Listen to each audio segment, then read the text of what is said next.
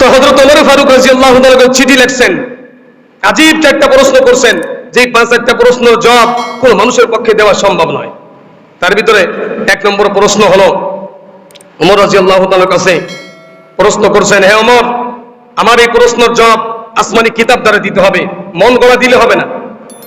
আমার প্রথম প্রশ্ন হলো, একই মায়ের গর্ভে থেকে দুটি সন্তান একই দিনে জন্মগ্রহণ করেছেন, একই মায়ের গর্ভে থেকে দুটি সন্তান একই দিনে জন্মগ্রহণ করেছেন, আর এই দুই ভাইয়ের মৃত্যু একই দিনে হয়েছে, তবে এই দুই জনের বয়সের ব্যবধান 100 বছর।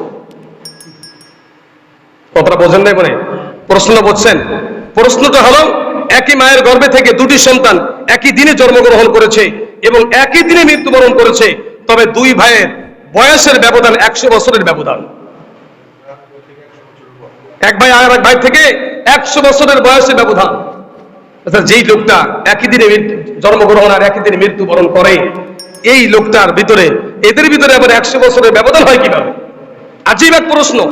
দ্বিতীয় প্রশ্ন হলো, ওমর রাদিয়াল্লাহু তাআলাকে বলছেন, হে ওমর, ওই জমিনটা কোন জমিন যেই জমিন দুনিয়ার সৃষ্টির শুরু থেকে নিয়ে এ পর্যন্ত এবং কিয়ামত পর্যন্ত জীবনে একবার সূর্যের আলো পড়েছে, আর জীবনে আর কোনো দিন ওই জমিনের ভিতরে ওই জায়গায় সূর্যের আলো আর জীবনে কখনো পড়বে না? আজীব প্রশ্ন না? যেই জমিনে পৃথিবীর শুরু থেকে নিয়ে কিয়ামত পর্যন্ত শুধুমাত্র একবার সূর্যের আলো পড়েছে, আর কোনো দিন এই জায়গাটার ভিতরে সূর্যের আলো আর কোনোদিন পড়বে না, এই জমিনটা কোন জমিন? 3 নম্বর প্রশ্ন, ওই কবর, যেই কবর ও জীবিত, কবরের ব্যক্তিও জীবিত, কবরও জীবিত, কবরের ব্যক্তিও জীবিত, এবং কবর তার ভিতরের জীবিত ব্যক্তিকে নিয়ে দীর্ঘদিন পর্যন্ত সফর করেছে, এটা কোন কবর? 3 নম্বর। 4র্থ নম্বর, ওই জেলখানার ভিতরে, এই জেলখানাটা কোন জেলখানা যেই জেলখানার ভিতরে কয়েদিকে আটকে রাখা হয়, তবে তাকে শ্বাস প্রশ্বাস নেওয়ার কোনো অনুমতি দেওয়া হয় না, অতএব সেই ব্যক্তি শ্বাস প্রশ্বাস ব্যতীত সে জীবিত থাকে। 4টে আজীব প্রশ্ন। এই 4টে প্রশ্ন হযরতে ওমর ফারুক রাদিয়াল্লাহু তাআলার কাছে চিঠির মাধ্যমে এই খ্রিস্টানেরা করেছে, জবাব দিতে হবে আল্লাহর আসমানি কিতাব দ্বারা, মন গড়া দিলে কাজ হবে না। হযরত ওমর ফারুক রাদিয়াল্লাহু তাআলা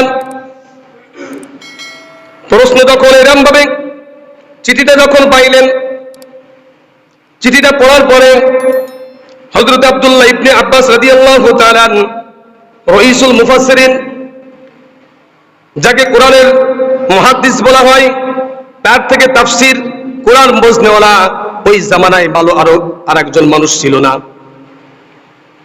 কোরআন সবথেকে বেশি বুঝতো হযরত আব্দুল্লাহ ইবনে আব্বাস রাদিয়াল্লাহু তাআলা, রাসূলের ভাইয়ের, চাচাতো ভাইয়ের ছেলে আব্দুল্লাহ ইবনে আব্বাস রাদিয়াল্লাহু তাআলা। তাকে ডাকা হলো, আব্বাস, আব্দুল্লাহ, এই যে চিঠি নাও, এখানে 4টে প্রশ্ন আছে, এই 4টে প্রশ্নের জবাব তোমাকে দিতে হবে আল্লাহর কোরআন থেকে। আল্লাহর কোরআন এমন একটা জিনিস, আপনার দুনিয়া আখিরাত, আপনার সামাজিক, আপনার রাষ্ট্রীয় সব কিছুর সমাধান আল্লাহ পাক রব্বুল আলামিন এই কোরআনের ভিতরে রেখে দিয়েছেন। যদি আমরা সেই কোরআনকে মানি, কোরআনকে বুঝি, কোরআনকে আঁকড়ে ধরি, তা কোরআন আমাকে এমন একটা পথ দেখাইবে, যেই পথ আপনার আমার জন্য সোজা জান্নাতের পথ দেখাই দিবে।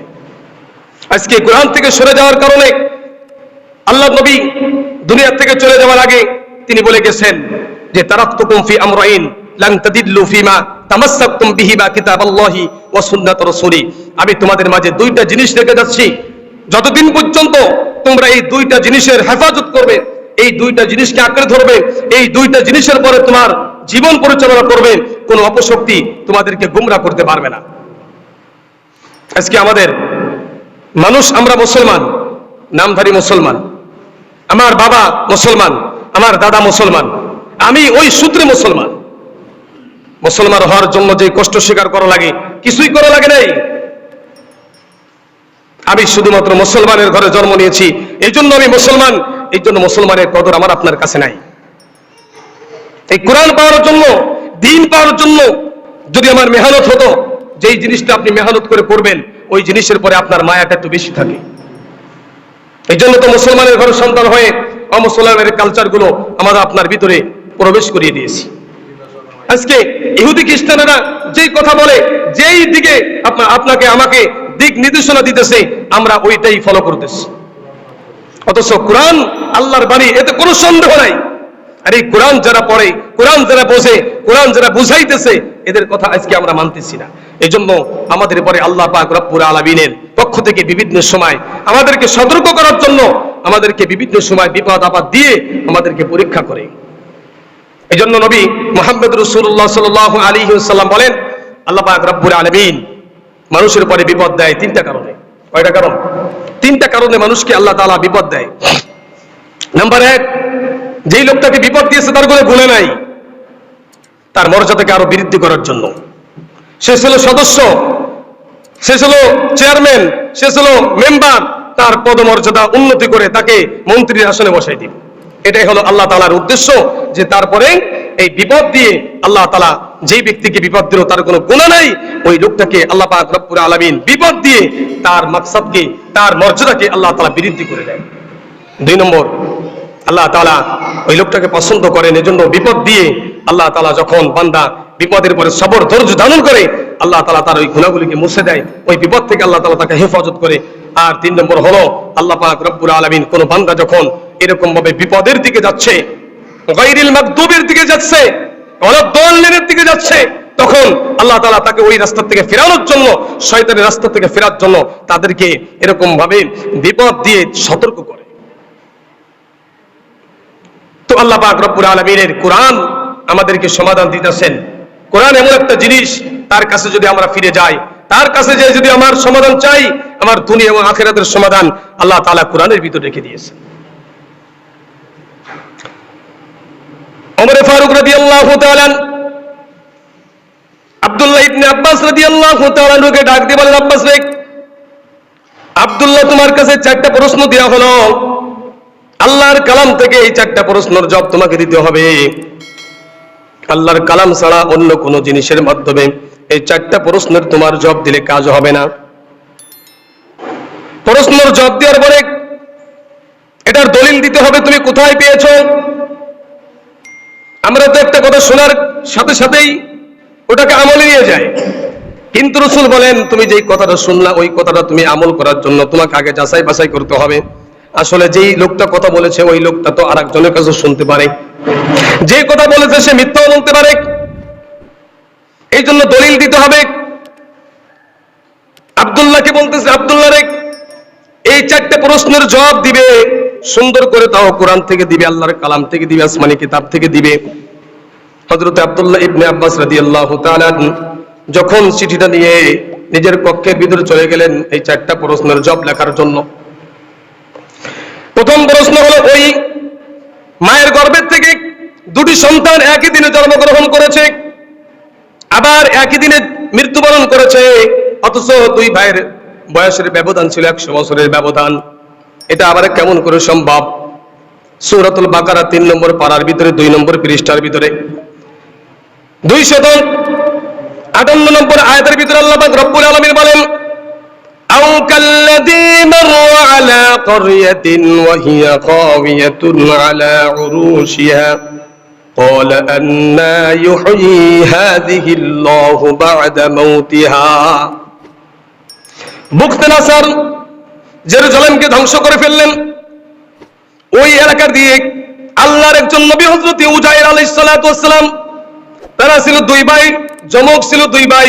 এক ভাইয়ের নাম ছিল আব্দুল আজিজ, আর একজনের নাম ছিল নবী উজাইর আলাইহিস সালাতু ওয়াস সালাম।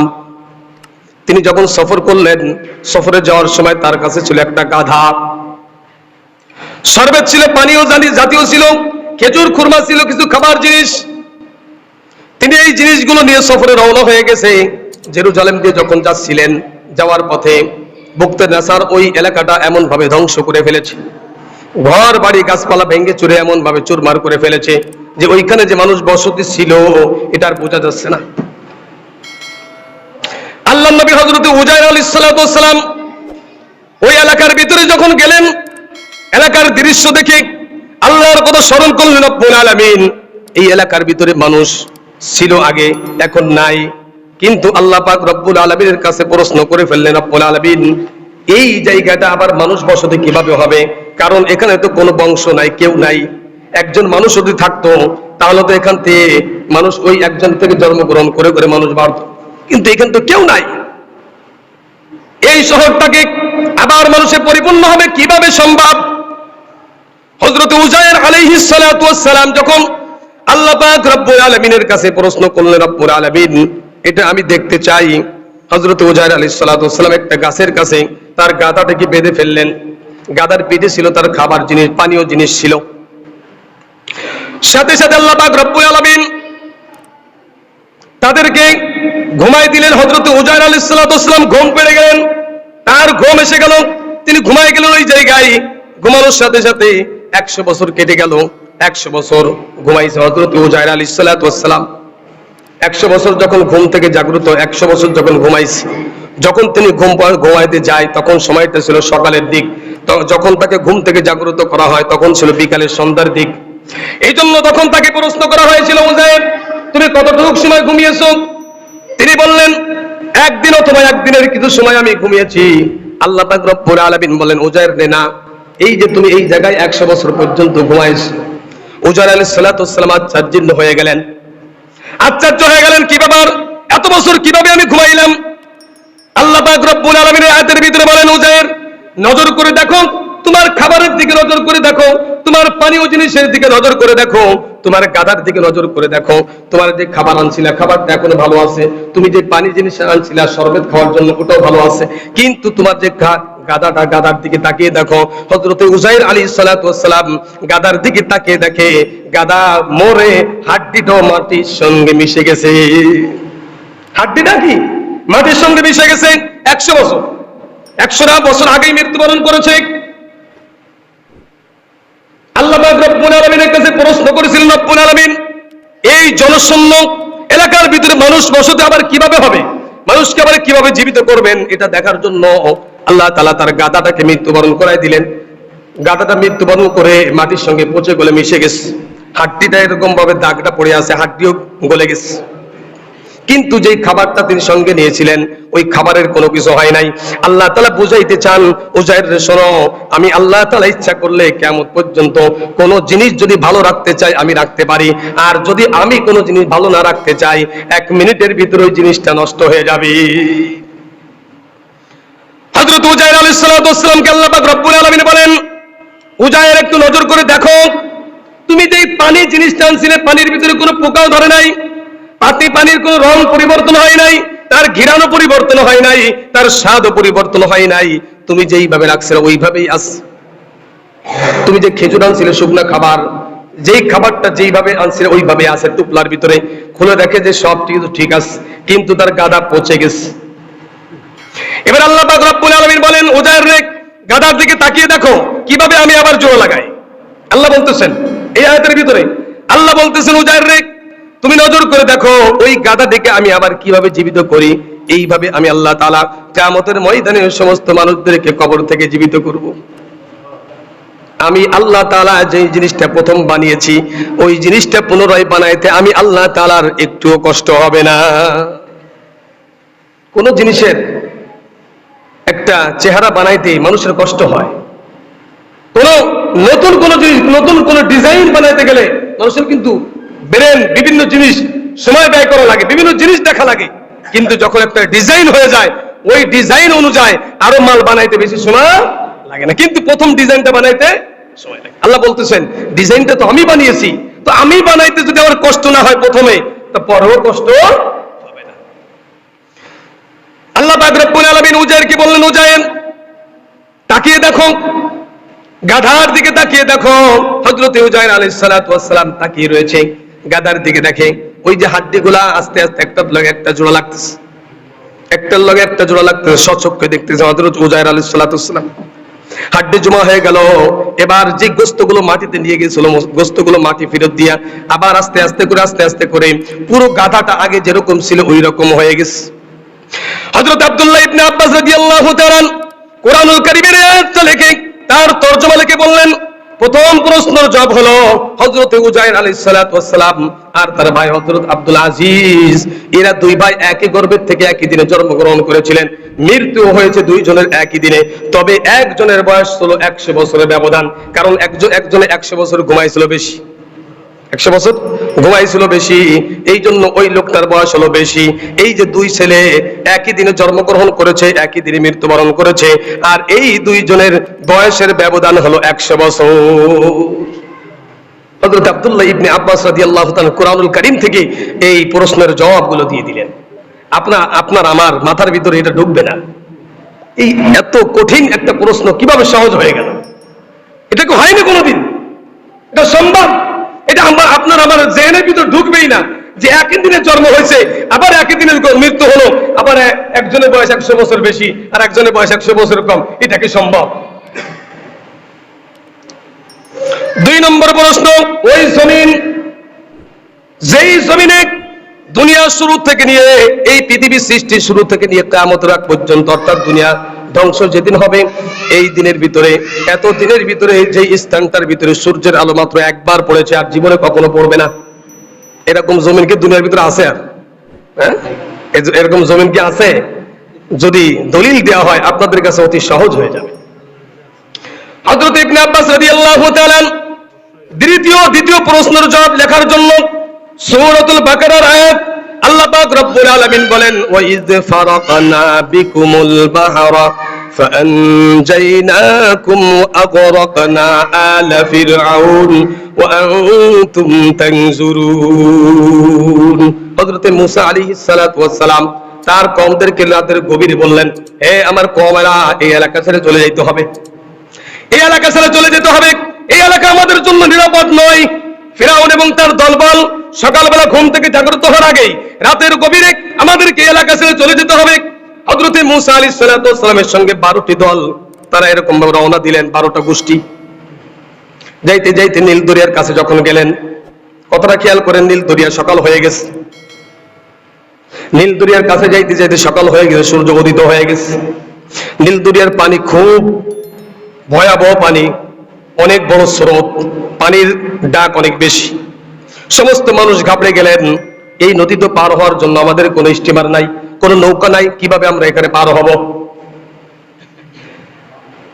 হযরত মূসা আলাইহিস সালাতু ওয়াস সালামের কওমের কিছু কিছু মানুষ বলে বসছিলেন, হে মূসা, তোমার আল্লাহ এখন কোথায়? পিছন তো ফিরআউন চলে আসছে, আমাদের সবাইকে মেরে ফেলবে। এই মুহূর্তে যদি আমাদের কোনো রাস্তা বের না হয়, আমরা যদি নীল দরিয়া পার না হতে পারি, তাহলে তো ফিরআউনের লোকজন সবাই আমাদেরকে হত্যা করে ফেলবে, আমাদের সবাইকে মেরে ফেলবে। কি করা যায়? আল্লাহ পাক রব্বুল আলামিনের কাছে হযরত মূসা আলাইহিস সালাতু ওয়াস সালাম দোয়া করলেন। আল্লাহ তাআলা বললেন, মূসা রে, তোমার হাতে ওটা কি? কয়, আমার হাতে এটা লাঠি। কয়, বাড়ি মারো সমুদ্রের ভিতরে। হাদিসের ভিতরে, কিতাবের ভিতরে আসছে, এই আয়াতের তাফসীরের ভিতরে আসছে, হযরত মূসা আলাইহিস সালাতু ওয়াস সালাম যখন ওয়াইদ ফারাকনা বিকুমুল বাহরা ফাআনজাইনাকুম, যখন হযরত মূসা আলাইহিস সালাতু ওয়াস সালাম নদীর পানির পরে বাড়ি দিলেন, সাথে সাথে আল্লাহ তাআলা 12টা রাস্তা বানিয়ে দিলেন। কয়টা রাস্তা? 12টা রাস্তা বানিয়ে দিলেন। সমুদ্রের তলদেশ পর্যন্ত শুকনো হয়ে গেল, সমুদ্রের তলদেশ পর্যন্ত শুকনো হয়ে গেল, পানি দুই দিকে সরে গেলেন, রাস্তা হয়ে গেলেন। ওই জায়গাটাই পৃথিবীর একবার, শুধুমাত্র পৃথিবীর শুরু থেকে নিয়ে কিয়ামতের আগ পর্যন্ত ওই যে মূসা আলাইহিস সালাতু ওয়াস সালাম তার কওমদেরকে পার করেছিলেন, ওই জমিনের নিচেই, ওই সমুদ্রের মাঝখানে, ওই জমিনের নিচেই মাত্র সূর্যের আলো জীবনে একবার পড়েছে, আর জীবনে কোনোদিন ওই জায়গাটা সূর্যের আলো আর পড়বে না। ওয়াইদ ফারাকনা বিকুমুল বাহরা, হযরত মূসা আলাইহিস সালাতু ওয়াস সালাম যখন আঘাত করলেন মাটির পানির উপরে, সাথে সাথে ওয়াইদ ফারাকনা বিকুমুল বাহরা ফাআনজাইনাকুম ওয়া আগরাকনা আলা ফিরআউন, এমন রাস্তা করে দিলেন যেই রাস্তা দিয়ে হযরত মূসা আলাইহিস সালাতু ওয়াস সালাম এবং তার কওমেরা অনায়াসেই পার হয়ে ওই পারে চলে গেলেন নিরাপদে। ফিরআউন যখন চলে আসলেন নীল দরিয়ার কাছে, আল্লাহ তাআলা তখন রাস্তাকে ঠিক রাখছেন। আল্লাহ তাআলা তার কাফের বেঈমানদেরকে, তার নাফরমানদেরকে শাস্তি দেওয়ার জন্য বেশি কিছু লাগে না, অল্পতেই আল্লাহ তাআলা তাকে শাস্তি দিতে পারেন। ফিরআউন যখন নীল দরিয়ার কাছে আসলো, এসে বলতেছেন, আমার রাস্তা বানানো রাস্তা দিয়ে তুমি পার হয়ে গেলে আমি আসতেছি। রাস্তা বানিয়েছেন কি? আল্লাহ। আর বলে কি, আমার বানানো রাস্তা দিয়ে পার হয়ে গেলে আসতেছি আমি। তো প্রাণীগুলো যারা আছে, হাদিসের তাফসীরের ভিতরে আসছে ঘোড়া, উট, এই সমস্ত গাধা, অর্থাৎ প্রাণী যেগুলা, এগুলো তো আসলে আপনাকে আমাকে আপনার আমার আয়ত্তে বানিয়ে দিয়েছেন। আপনি যেটা বলবেন গরুকে, গরু ওইদিকে যেতে বাধ্য। হ্যাঁ, তো আপনি জালেম, তো মাজলুমকে আপনি জুলুম করার জন্য যাচ্ছেন, তো আপনার ঘোড়া ওদিকে যাইতে বাধ্য হবে, না গেলে তো আপনি পিটাইবেন। কিন্তু যখন এখানে নবী হযরতে মূসা আলাইহিস সালাম যখন পার হয়ে ওপারে চলে গেলেন, তো ফিরাউন যখন তার ঘোড়া নিয়ে রওনা দিবেন, কিন্তু ঘোড়াগুলো যাইতে চাচ্ছিল না, কারণ সে জানে যে এটা রাস্তা না, এটা হলো ধোঁকা। আল্লাহ তাআলা ওইটাই করলেন যেটা আল্লাহ তাআলার ফয়সালা। যখন সমুদ্রের ভিতরে সবাই যখন চলে গেলেন, তার সমুদ্রের সামনে এবং পিছন দিয়ে পানি আগে যেরকম ছিল ওই রকম হওয়া শুরু করলো, রাস্তা আর নাই। তো শেষ পর্যন্ত এই পানির নিচেই ডুবে ফিরাউন এবং তার সৈন্য সেনাবাহিনী সবাই আল্লাহ পাক রব্বুল আলামিন তাদেরকে চিরতরে ঘুম পাড়ায় দিলেন। এই যে জমিনটা হযরতে মূসা আলাইহিস সালাম, ওই যে ফারাকনা বিকুমুল বাহরা ফাআনজাইনাকুম আগরাকনা আলা ফিরআউন, ফিরআউনের কবল থেকে আল্লাহ তাআলা মূসা এবং তার কওমদেরকে হেফাজত করলেন রাস্তা বানিয়ে। এই রাস্তার ভিতরে পৃথিবীর শুরু থেকে নিয়ে এ পর্যন্ত একবার মাত্র সূর্যের আলো পড়েছে, আর জীবনে কখনো ওইখানে সূর্যের আলো পড়বে না, কারণ মূসার দুনিয়া আসবে না, আর ওইখানে সমুদ্রে আর কি হবে না, রাস্তা হবে না, আর ওইখানে সূর্যের আলো পড়বে না। 2 নম্বর প্রশ্ন। 3 নম্বর প্রশ্ন হলো ওই কবরটা, যে কবরও জীবিত, কবরের ব্যক্তিও জীবিত, আর কবর তার জীবিত ব্যক্তিকে ভিতরে নিয়ে সে সফর করে, ঘুরে বেড়াইতেছে। আল্লাহ তাআলা কোরআনুল কারীমের ভিতরে সূরাতুস সফরের ভিতরে আল্লাহ তাআলা বলতেছেন, ওয়া ইন্না ইউনুসা লামিনাল মুরসালিন ইযা আবাকা ইলাল ফুলকিল মাশউর ফাসাহামা ফাকানা মিনাল মুদহাদিন। আল্লাহ তাআলা বলেন, ওয়া ইন্না ইউনুসা লামিনাল মুরসালিন, হযরত ইউনূস আলাইহিস সালাতু ওয়াস সালাম সত্য একজন নবী ছিলেন, আমার একজন ব্যক্তি ছিলেন। হযরত ইউনূস আলাইহিস সালাতু ওয়াস সালাম যখন তার কওমদেরকে দাওয়াত দিলেন, দীর্ঘদিন পর্যন্ত দাওয়াত দেওয়ার পরে কওমেরা যখন তাকে বুঝলো না, আল্লাহকে স্বীকার করলো না, তাওহীদের কালেমা পড়লো না, হযরতে ইউনূস আলাইহিস সালাতু ওয়াস সালাম আল্লাহর কাছে দোয়া করলেন, রব্বুল আলামিন, আমার কওম তো আমার কথা শোনে না, কি করা যায়? আল্লাহ তাআলা বললেন, ইউনূস রে, 3 দিনের ভিতরে আমি ওদের পরে আমি একটা গজব নাযিল করব, আযাব দিব 3 দিনের ভিতরে। তবে এই গজবটা আসার আগে একটা আলামত আসমানে প্রকাশিত হবে। বৃষ্টি আসার আগে যেরকম ভাবে আসমানে মেঘ হয়, বৃষ্টি আসবে, কিন্তু আসমানে মেঘ দেখলে আমরা বুঝি যে বৃষ্টি আসতে পারে। তো একটা আলামত, আমার গজব আসার একটা আলামত আসমানে প্রকাশিত হবে। এই আযাব দেখে, এই আলামত থেকে যদি সেই সময় কোনো ব্যক্তি তওবা করে, তো আমি আল্লাহ তাআলা তারও তওবা কবুল করব। ইউনূস আলাইহিস সালাতু ওয়াস সালাম 3 দিন সময় দিলেন কওমদেরকে, হে কওমেরা শোনো, আল্লাহর পক্ষ থেকে তোমাদেরকে 3 দিন সময় দেওয়া হয়েছে। এই 3 দিনের ভিতরে তোমরা যদি আল্লাহর দিকে ফিরে না আসো, 3 দিন পরে আল্লাহ পাক রব্বুল আলামিন 4th দিনে তোমাদের পরে আল্লাহ তাআলার গজব নাযিল হবে। 1 দিন যায়, 2 দিন যায়, 3 দিন যায়। এবার কওমেরা মনে মনে চিন্তা করতেছেন, যদি হযরত ইউনূস আলাইহিস সালাতু ওয়াস সালাম আমাদের কওম থেকে, আমাদের এলাকা থেকে, আমাদের গ্রাম থেকে পালিয়ে যায়, তাহলে বুঝবো যে আমাদের এলাকার ভিতরে আল্লাহর গজব চলে আসবে। এখন 2 দিন পার হয়েছে, 3 দিনের দিন। ইউনূস আলাইহিস সালাতু ওয়াস সালাম মনে মনে চিন্তা করলেন, এই এলাকায় থাকা যাবে না, এই এলাকাটা গজব কিছুক্ষণ পরে বা আগামীকাল সকালে গজব নাযিল হবে, এই এলাকায় থাকা যাবে না। তো আল্লাহর আদেশেই হযরত ইউনূস আলাইহিস সালাতু ওয়াস সালাম তার এলাকা ছেড়ে অন্য এলাকায় গেলেন। তো অন্য এলাকায় যাওয়ার পরে এখন কওমেরা সবাই দৌড়ে গেছে ইউনূসকে খোঁজার জন্য। যায় দেখে তার বাড়ির ভিতরে, ঘরের ভিতরে ফাঁকা, কেউ নাই। তবে সবার মনের ভিতরে একটা আতঙ্ক ছড়িয়ে পড়লো যে সে একজন ভালো মানুষ, ছোটকাল থেকেই আমাদের ভিতরে এরকম লালিত পালিত হয়েছে, আমাদের ভিতরে বড় হয়েছে, তো তাকে তো কোনোদিন মিথ্যা কথা বলতে শুনি নাই। কারণ নবীরা সবসময় পবিত্র, তারা মিথ্যা কথা বলে না। নবীরা সত্য, তারা মিথ্যা কথা বলে না। তো ইউনূস আলাইহিস সালাতু ওয়াস সালাম নবী দাবি করেছে, আমরা তাকে মানলাম না। সে আমাদেরকে আযাবের ভয় দেখাইছে 3 দিনের, তো আমরা তাও মানলাম না। এখন সে এলাকা ছেড়ে চলে গেছে, নিশ্চয়ই আমাদের উপরে গজব নাযিল হবে। সন্ধ্যার দিকে যখন সন্ধ্যা হয়ে গেছে, মানে 3য় দিন সন্ধ্যা, 2 দিন পার হয়ে 3য় দিনের দিন যে সন্ধ্যা হয়ে গেছে, তো আকাশ মেঘাচ্ছন্ন হয়ে গেছে, পুরো পৃথিবীটা মেঘে আচ্ছন্ন করে ফেলেছে। হযরত ইউনূস আলাইহিস সালাতু ওয়াস সালাম অন্য এলাকায় চলে গেছেন। আকাশের অবস্থা বেশি ভালো না। কওমেরা সবাই মিলে একটা মাঠের ভিতরে একত্রিত হলো। এক জায়গায় একত্রিত হয়ে সবাই আল্লাহর কাছে তওবা শুরু করলেন। হযরত ইউনূস আলাইহিস সালাতু ওয়াস সালাম তার এলাকা ছেড়ে অন্য এলাকায় যখন গেলেন, ইউনূস আলাইহিস সালাতু ওয়াস সালাম চলে গেলেন যে এখানে গজব নাজিল হবে, এখানে থাকা যাবে না। যখন তারা এই আকাশের ভিতরে মেঘ দেখলেন, সবাই একত্রিত হয়ে সারা রাত একটা মাঠের ভিতরে ক্রন্দন করলেন, আল্লাহর কাছে তওবা করলেন, আল্লাহ আমরা বুঝতে পারছি ইউনূস আলাইহিস সালাতু ওয়াস সালাম যে কথাগুলো বলেছেন এটা সত্য কথা। আল্লাহ আমরা তোমার কাছে তওবা করিতেছি, আর কোনোদিন নাফরমানি করব না। আল্লাহ বলেন যদি কোনো ব্যক্তি আমি আল্লাহ তাআলার দিকে ফিরে আসে, আমি আল্লাহ তাআলা তাকে মাফ করে দিই। ওয়ায়াগফিরু লাকুম যুনুবাকুম আল্লাহু গফুরুর রহিম। যদি কোনো ব্যক্তি তওবা করে আমি আল্লাহ তাআলা তার তওবা কবুল করে তার জিন্দেগীর গুনাহগুলিকে মাফ করে দিই। কওমেরা সারা রাত আল্লাহর কাছে তওবা করেছে, আল্লাহর কাছে কান্নাকাটি করেছে, আল্লাহ গজব উঠাই নিলেন। আকাশ সকাল হতে হতে আকাশ আস্তে আস্তে আস্তে করে পরিষ্কার হয়ে গেল।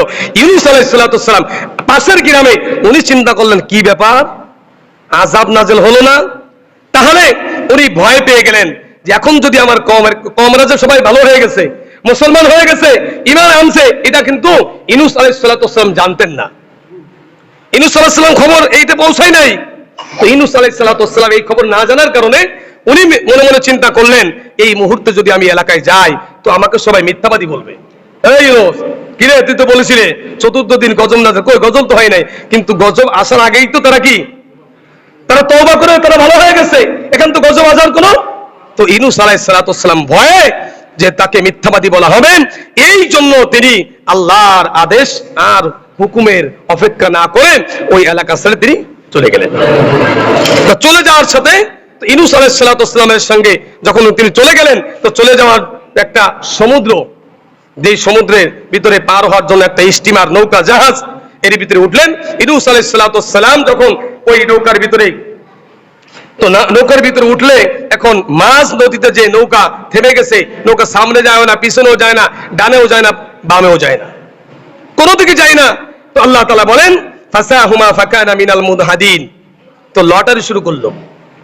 লটারি হওয়ার পরে ইউনূস আলাইহিস সালাতু ওয়াস সালামের নাম ওখানে আসলেন 3 বার। তো ইউনূস আলাইহিস সালাতু ওয়াস সালাম এখন বলতেছেন যে আমার ভাইরা দোষী আমি, কারণ আমি আমার মালিককে না বলেই চলে আসছি, এই জন্য আমার মালিক আমার পরে রাগান্বিত হয়ে গেছে। তো ইউনূস আলাইহিস সালাতু ওয়াস সালাম ওই নৌকার থেকে বা স্টিমার জাহাজ থেকে পানিতে ঝাঁপ দিলেন। তা ওইখানেই মস্ত বড় একটা মাছ ছিল, যেই মাছটা হযরতে ইউনূস আলাইহিস সালাতু ওয়াস সালামকে খেয়ে ফেলেছে। তাহলে ইউনূস আলাইহিস সালাতু ওয়াস সালাম কবর হলো কোথায়? মাছের পেটে। আর মাছ 40 দিন পর্যন্ত সমুদ্রের ভিতরে বিচরণ করেছে। এই জন্য বলা হয়েছে যে ওই কবরটা, যেই কবরের ব্যক্তিও জীবিত এবং কবরও জীবিত। হযরতে আব্দুল্লাহ ইবনে আব্বাস রাদিয়াল্লাহু তাআলা কোরআনের এই আয়াতগুলো লিখে তরজমা লিখে বললেন হযরতে ইউনূস আলাইহিস সালাতু ওয়াস সালাম তিনি মাছের পেটে গিয়েছিলেন। মাছটা হলো ইউনূস আলাইহিস সালাতু ওয়াস সালামের কবর, আর ইউনূস হলো মাছের ভিতরে কবর। আর ইউনূস আলাইহিস সালাতু ওয়াস সালাম জীবিত ছিলেন, আর মাছটাও কি ছিল? জীবিত ছিল। অর্থাৎ ওই কবরটা হলো মাছ, আর কবরের ব্যক্তি হলো হযরতে ইউনূস আলাইহিস সালাতু ওয়াস সালাম। 40 দিন পরে ওই কবরের ভিতরে, অর্থাৎ ইউনূস আলাইহিস সালাতু ওয়াস সালাম মাছের পেটে থাকার পরে শুধুমাত্র একটা দোয়াই পড়েছেন, লা ইলাহা ইল্লা আনতা সুবহানাকা ইন্নী কুনতু মিনাজ জালিমিন। এই একটা দোয়া পড়ার কারণে, একবার পড়ার কারণে আল্লাহ পাক রব্বুল আলামিন 40 দিন পরে ইউনূস আলাইহিস সালাতু ওয়াস সালামকে মাছের পেট থেকে খালাস করে আল্লাহ তাআলা আবার তাকে দুনিয়ায় বিচরণ করার জন্য সুযোগ দিয়েছে। হযরত আব্দুল্লাহ ইবনে আব্বাস রাদিয়াল্লাহু তাআলা প্রশ্ন জবাব লিখে দিলেন। 3 নম্বর প্রশ্ন, হযরত ইউনূস আলাইহিস সালাতু ওয়াস সালাম মাছের পেটে ছিলেন, মাছটা হলো একটা জীবিত কবর, আর কবরের ব্যক্তি হতো হযরত ইউনূস আলাইহিস সালাতু ওয়াস সালাম। এটা লিখে ফেললেন। এই আয়াতে কারিমা লেখা হয়ে গেল। 4র্থ নম্বর প্রশ্ন হলো যে ওই জেলখানা কোন জেলখানা? যেই জেলখানার ভিতরে কয়েদিকে রাখা হয়, কিন্তু ওই কয়েদিকে শ্বাস প্রশ্বাস নেওয়ার কোনো অনুমতি নাই। সে নিঃশ্বাস নিতেও পারবে না, নিঃশ্বাস ছাড়তেও পারবে না। তো এই প্রশ্নের জবাব আল্লাহ তাআলা কোরআনুল কারীমের ভিতরে এভাবে দিতেছেন। আল্লাহ পাক রব্বুল আলামিন বলেন যে ওই সন্তান, যেই সন্তান মায়ের গর্ভে থাকে, মায়ের গর্ভে হলো একটা জেলখানা, এই জেলখানার ভিতরে মায়ের গর্ভের ভিতরে 9 মাস বা 10 মাস থাকে, ওই সন্তানের শ্বাস প্রশ্বাস নেওয়ার অনুমতি কোরআনের কারিমের ভিতরে কোথাও বলে নাই যে এই সন্তান মায়ের পেটের থেকেও এরকম ভাবে নিঃশ্বাস নেয় এবং নিঃশ্বাস ছাড়ে। এর কোনো আলোচনা কোরআনের ভিতরে করা হয় নাই। অর্থাৎ মায়ের গর্ভে যে সন্তান থাকে, এই সন্তান সে নিঃশ্বাস প্রশ্বাস ছাড়াই মায়ের গর্ভে 10 মাস পর্যন্ত জীবিত থাকে। 4টে প্রশ্নের জবাব হযরত আব্দুল্লাহ ইবনে আব্বাস রাদিয়াল্লাহু তাআলা যখন লিখলেন, লেখার পরে হযরত ওমর ফারুক রাদিয়াল্লাহু তাআলার কাছে আনছেন। ওমর ফারুক রাদিয়াল্লাহু তাআলা এই 4টা প্রশ্নের জবাব দেখে আশ্চর্য হয়ে গেছে যে এই প্রশ্নের জবাব তো আমারও জানা ছিল না। খলিফাতুল মুসলিমিন হযরত ওমর ফারুক রাদিয়াল্লাহু তাআলা তিনি আশ্চর্য হয়ে গেলেন যে কিভাবে সম্ভব এটা আমার আপনার কারোর জেহেনের ভিতরে ঢুকবেই না। এই যে আজীব 4টা প্রশ্ন, এটা কারোর ভিতরে ঢুকবে না। তো হযরত আব্দুল্লাহ ইবনে আব্বাস রাদিয়াল্লাহু তাআলা রাসূল সাল্লাল্লাহু আলাইহি সাল্লামের সঙ্গে অনেক দিন পর্যন্ত এরকম ছিলেন। তার কাছে তেনাকে বলা হয়েছে কোরআনের, যেরকম আমরা বড় মুহাদ্দিস বলি, বড় আলেম বলি, তো ওই জামানার সবথেকে বড় মুহাদ্দিস ছিলেন হযরত আব্দুল্লাহ ইবনে আব্বাস রাদিয়াল্লাহু তাআলা। রাইসুল মুফাসসিরিন বলা হয়, সমস্ত মুহাদ্দিসদের উস্তাদ বলা হয় তাকে। হযরত ওমর ফারুক রাদিয়াল্লাহু তাআলা যখন প্রশ্নগুলোর জবাবগুলো দেখলেন, জবাব দেখে আশ্চর্যিত হয়ে গেলেন। এবার কাফেরদের কাছে, এই খ্রিস্টানদের কাছে প্রশ্ন লিখছেন, চিঠি লিখছেন, তোমাদের প্রশ্নের জবাবগুলো হয়ে গেছে, তোমরা এই প্রশ্নের জবাবগুলো পড়ে দেখো। যখন খ্রিস্টানদের কাছে এই পাত্রটা পৌঁছাইলো, পাত্রটা পড়া যেই লোকটা, খ্রিস্টানদের যে পাদ্রী, যেই লোকটা এখানে প্রশ্নগুলো করেছিলেন, প্রশ্ন সবাই কিন্তু করতে পারতো না আগের জামানায়। আগের জামানায় আমরা যেরকম মানে প্রশ্ন বুঝিও না সুঝিও না, খালি প্রশ্ন করতে থাকি। আগের মানুষ এরকম প্রশ্ন করতো না। যারা শিক্ষিত তাদেরকে পাদ্রী বলা হতো, আর এই পাদ্রীরাই প্রশ্ন করতো। তাদের ধর্মগুরু যাকে বলা হয়, এই ধর্মগুরু, তাদের ধর্মগুরুর কাছে মানুষ যাইতো সমাধানের জন্য, যে মুহাম্মদ সে নবী দাবি করছে, তাকে প্রতিহত করা যায় কিভাবে, তাকে দুনিয়ার থেকে নাস্তানাবুদ করা যায় কিভাবে, তাই এই একটা পথ আপনারা বলে দেন। তো এক পাদ্রী বললেন, ঠিক আছে, এই যে প্রশ্নগুলো যায় মুহাম্মাদের কাছে বলবে। মুহাম্মদকে ডাকছে, মুহাম্মদ তোমার কাছে জানতে চাই, আকাশে চাঁদ দেখা যায়, ওই চাঁদটাকে দ্বিখণ্ডিত করে দেখাও তো। এটা হলো পাদ্রীদের প্রশ্ন। এই যে আজীব যে প্রশ্নগুলো এরা পাদ্রীরা করে, কারণ পাদ্রীরা বিভিন্ন কিতাবের এলেম তাদের ভিতরে থাকে, তওরাতের এলেম, জবুরের এলেম, কোরআনের এলেম, বিভিন্ন কিতাবের এলেম তাদের ভিতরে থাকে। এই জন্য তারা আজীব আজীব প্রশ্ন, যেটা সাধারণ মানুষরা এটা বোঝেও না। তো পাদ্রী যখন চিঠি পাইলেন, হযরত ওমর ফারুক রাদিয়াল্লাহু সিল মারা এই চিঠিটা যখন পাইলেন উত্তর সহ, তো পাদ্রী তখন কেঁদে দিলেন। পাদ্রী তখন সিজদায় পড়ে গেলেন। তখন বললেন, মনে হয় এখনো পর্যন্ত মুহাম্মদের কোন এই জামানায় কোন নবী এখনো পর্যন্ত মনে হয় মদিনার ভিতরে আসছে। তিনি বলতে বাধ্য হয়েছে যে কোন নবী মনে এখনো পর্যন্ত এই মদিনার ভিতরে আসে, কারণ আমার যে প্রশ্ন, এই প্রশ্নের জবাব সাধারণ কোনো মানুষের পক্ষে দেওয়া সম্ভব না। আপনার আমার ভিতরে তো এই প্রশ্নই ঢুকবে না, প্রশ্ন জবাব তো পরের কথা। তো ভাই, কোরআন এমন একটা জিনিস আল্লাহ তাআলা আমাদের কাছে পাঠিয়েছেন, রাসূল আমাদের জন্য রেখে গিয়েছেন, তারাকতুকুম ফি আমরাইন লান তাদিল্লু ফিমা তামাসসাকতুম বিহিমা কিতাবাল্লাহি ওয়া সুন্নাতু রাসূলি। আল্লাহ নবী কোরআনের আইনকে পৃথিবীতে বাস্তবায়িত করার জন্য 70টার উপরে যুদ্ধ করেছে।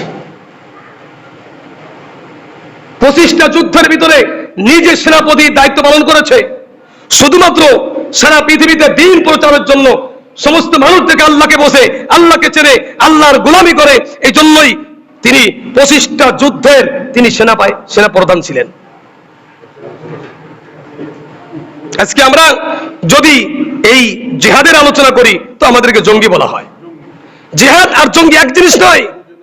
আল্লাহ নবী একটা প্রতিনিধি পাঠাইলেন এক এলাকায় যাওয়ার পরে রাসূল সাল্লাল্লাহু আলাইহি ওয়াসাল্লাম বললেন, তোমরা অপেক্ষা করবে সকালের জন্য, রাতে আক্রমণ করবে না, এবং দেখবে ওই এলাকার ভিতর করে আজান শোনা যায় কিনা।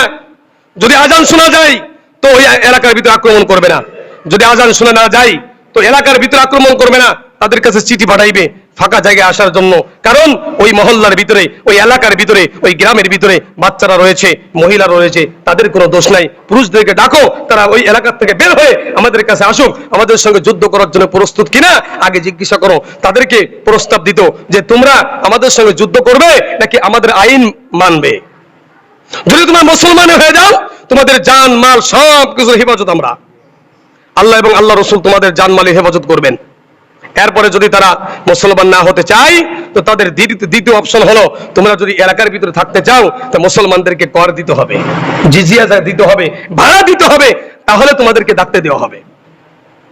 এরপরে যদি তারা প্রস্তুত না হয়, দিতে রাজি না হয়, তাহলে আমাদের সঙ্গে যুদ্ধ করো। যদি যুদ্ধ করে এরপর হলো যুদ্ধ হয়। তো যুদ্ধের ভিতরেও রাসূল সাল্লাল্লাহু আলাইহি ওয়াসাল্লামের নির্দেশ রয়েছে, যেই শত্রুকে তুমি আহত করবে বা আঘাত করবে, শত্রুর কাছে যদি কোনো অস্ত্র না থাকে তাকে আঘাত করবে না। যুদ্ধ করতে করতে তোমার শত্রুর তরোয়াল ভেঙে পড়ে গেছে, সে এখন অসহায়, নিরুপায়, কিছু করতে পারতেছে না, তুমি ইচ্ছা করলে তুমি তার গর্দনটা ফেলে দিতে পারো, তুমি ওই তোমার তাকে ছেড়ে দিবে। এটা রাসূলের আদেশ। এটা হলো যুদ্ধ, ইসলাম কায়েম। আর যেটা জঙ্গি, এটা তো ভিন্ন জিনিস। জঙ্গির সঙ্গে জিহাদের কোনো সম্পর্ক নাই। কোরআনুল কারীমে আল্লাহ পাক রব্বুল আলামিন অসংখ্য আয়াতের ভিতরে আল্লাহ তাআলা জিহাদের ঘোষণা করেছেন, জিহাদ করার কথা বলেছেন। জিহাদ আর জঙ্গি এটা আমরা এক বানিয়ে ফেলেছি। সেই জন্য হুজুর সাল্লাল্লাহু আলাইহি সাল্লামের এক সাহাবী এরকম যুদ্ধ করতে করতে যুদ্ধের ময়দানে তার প্রতিপক্ষ যে শত্রু ছিল তার অস্ত্র ভেঙে নিচেই পড়ে গেছে, তো তিনি ছেড়ে দিয়েছেন। সাহাবী ওই লোকটাকে, ওই কাফেরকে আঘাত করে নাই, তো কাফের পিছন দিয়ে তার জামা টেনে ধরেছে, তাই তুমি তো ইচ্ছা করলে আমাকে আঘাত করে মেরে ফেলতে পারতে, তো আমাকে আঘাত করলে না কেন? কই ভাই, তুমি তো অসহায়, তোমার কাছে অস্ত্র না, আমি তোমাকে আঘাত করব, এই আঘাতটা প্রতিহত করার জন্য তোমার কাছে কোনো অস্ত্র নাই। আর এটা আমার নবীর আদর্শ, যে শত্রুকে যদি আঘাত করতে হয়, শত্রুকেও ওই অবস্থায় থাকতে হবে যে অবস্থায় তুমি আছো। এটা হলো আমার নবীর আদর্শ। ওই সময় ওই যুদ্ধের ময়দানে ওই কাফের ওই ব্যক্তির হাতে, ওই সাহাবীর হাতে মুসলমান হয়ে তখন মুসলমানের পক্ষে কাফেরদের বিপক্ষে যুদ্ধ করা শুরু করল। এটাই ছিল নবীর আদর্শ, এটাই হলো নবীর আদর্শ। তো জিহাদ আর জঙ্গি এক নয়, এটা আমাদের বুঝতে হবে। কারণ কোরআন যদি আমরা বিশ্বাস করি, আল্লাহকে যদি আমরা বিশ্বাস করি, জিহাদকেও বিশ্বাস করতে হবে। আল্লাহ পাক রব্বুল আলামিন বলেছেন, ইন্নাল্লাহা আশতারা মিনাল মুমিনিনা আনফুসাহুম আমওয়ালাহুম বিআন্না লাহুমুল জান্নাহ ইউকাতিলুনা ফি সাবিলিল্লাহ ফায়াকতুলুনা ওয়া ইউকতালুন। আমি তোমাদের কাছ থেকে তোমাদের জান এবং মালকে আমি আল্লাহ তাআলা জান্নাতের বিনিময়ে ক্রয় করেছি। তোমরা আমি আল্লাহ রাস্তায় জিহাদ করে তোমরা শহীদ হবে অথবা অন্য মানুষদেরকে জাহান্নামে পাঠিয়ে দিবে। এটা হলো আল্লাহর আদেশ। এই জন্য মুসলমান ভাইরা, আল্লাহ পাক রব্বুল আলামিন কোরআনের কাছে আমরা ফিরে আসি, কোরআনের কাছে আমরা সমাধান চাই। কোরআন আমাদেরকে সমাধান দিবেন। আমাদের সব সমাধান আল্লাহ পাক রব্বুল আলামিন কোরআনের ভিতরে রেখে দিয়েছে। কোরআনের আইন যদি আজকে আমরা আমাদের সমাজের ভিতরে থাকতো, তাহলে সমাজের ভিতরে কোনো আহাজারি, সমাজের ভিতরে কোনো গুণ খুম, সমাজের ভিতরে কোনো এরকম অত্যাচার কোনো কিছুই থাকতো না। এই জন্য আসুন আমরা সবাই মিলে কোরআনুল কারীমের দ্বীন পৃথিবীতে বাস্তবায়িত করার জন্য সবাই ঐক্যবদ্ধ হই। আমরা সকলে মিলে ইসলাম অর্থাৎ আমরা মুসলমান হিসেবে পৃথিবীতে ইসলাম প্রচার হোক, সব মানুষ যাতে ইসলামের ছায়া তলে চলে আসে, আমরা সেই চেষ্টা করবো ইনশাআল্লাহ।